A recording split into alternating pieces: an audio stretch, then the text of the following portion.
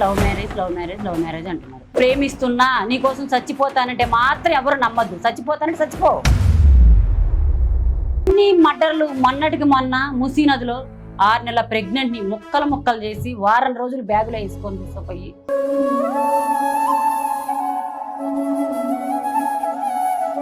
ఇలా ఎన్ని, ఒక చిన్న అమ్మాయి లేదు, ఒక పెద్ద అమ్మాయి లేదు, ఒక ముసలోళ్ళు లేదు, వయసోళ్ళు లేదు.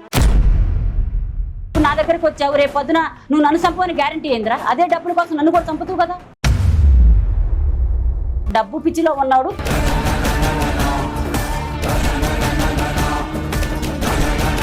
హాయ్ అండి, వెల్కమ్ టు సునీత టీవీ.